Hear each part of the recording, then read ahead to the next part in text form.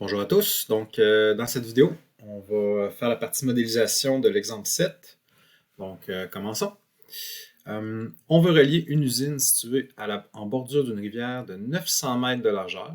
Donc, ici, on a le petit dessin qui l'illustre bien. Donc, on a quand même une assez grosse rivière, 900 mètres de largeur, à une centrale électrique située sur la rive opposée à 3000 mètres en amont. Donc, ici, vous avez votre centrale électrique. On va d'ailleurs la représenter peut-être par le point C. Donc, on va l'appeler le point C. Et ici, vous avez votre usine, qu'on va appeler, dans le fond, qu'on va utiliser la lettre U. Donc, ici, on a un 3000 mètres, on a un 900 mètres de largeur pour la rivière. Maintenant, il en coûte 5 $ par mètre pour installer le câble sous l'eau, donc pour traverser la rivière, et 4 $ par mètre pour l'installer au-dessus du sol. Donc, on a un tarif différent pour passer les fils, dans le fond, sur le sol versus en dessous de la rivière. À quelle distance du point P, donc dans le fond, cette distance-là, quelle distance du point P doit-on faire traverser le câble pour que le coût d'installation soit minimum? Donc, minimum, on a un problème de minimisation. Et on va placer nos variables, on va modéliser tout ça. Donc, on commence. Modélisation. Donc, modélisation, ici, nos variables. Nos variables, ici, ça peut être une bonne idée de reprendre la question, à quelle distance du point P doit-on faire traverser le câble? Donc, cette fameuse distance entre O et P, c'est elle que je vais appeler X. Donc, c'est cette distance-là, ici. Donc, mon X, ici, là, dans ma première étape pour poser mes variables, ça va être ma distance OP. Distance de mon segment OP en mètres. Parfait. Donc, mon X est ici. Et dans le fond, mon Y, je vais utiliser cette partie-là qui est en diagonale. Okay. Y. Donc, j'ai mes deux variables. Y ici, qui est ma distance OU. Ça ici. Qui est en mètres aussi. Good. Petite chose à dire là-dessus, mon X, on peut facilement imaginer qu'il va être au minimum, dans le fond, 0. Donc, ça serait si jamais le chemin qui coûte le moins cher, c'est carrément de UP finalement. Là. 0. Jusqu'au maximum, que ce soit la grande diagonale ici, donc jusqu'à 3000. Donc ça, éventuellement, ça va pouvoir être notre domaine. Et puis le Y, on sait qu'au minimum, ça va être plus grand que 900. Plus grand égal à 900 mètres, c'est ici.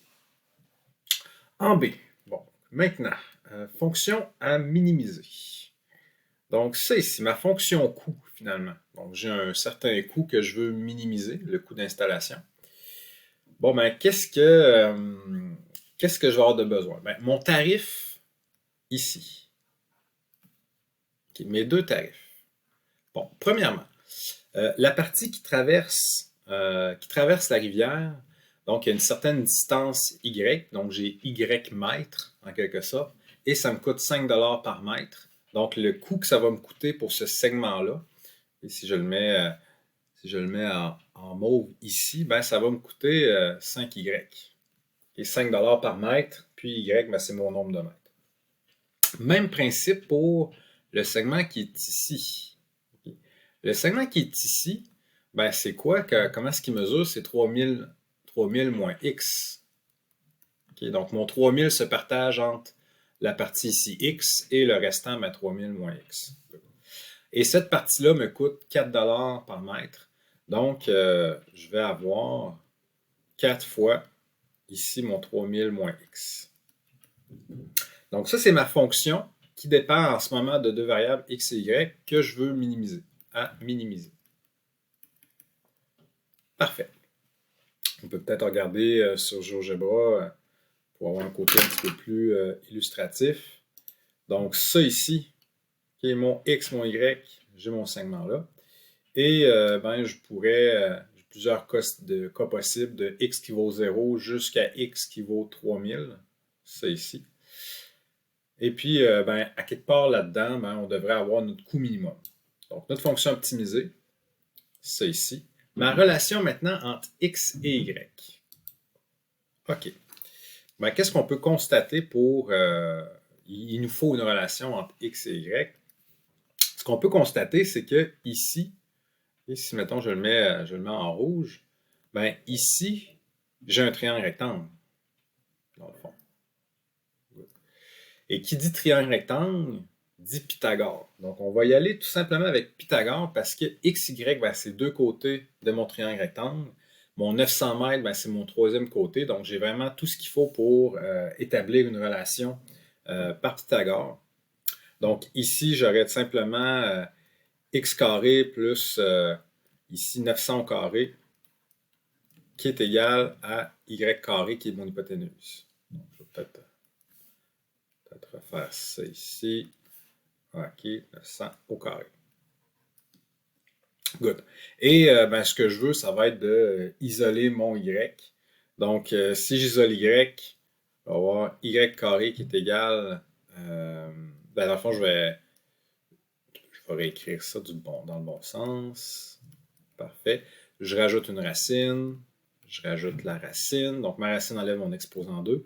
Habituellement, on a le plus ou moins, mais mon y va être clairement positif.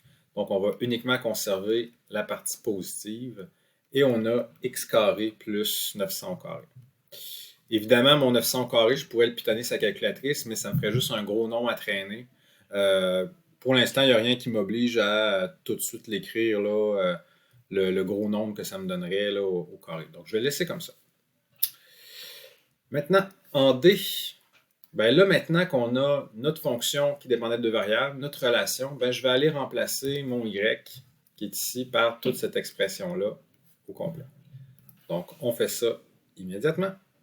Ça va m'amener à avoir une fonction qui dépend uniquement de x. C'est ici, x carré, 900 au carré,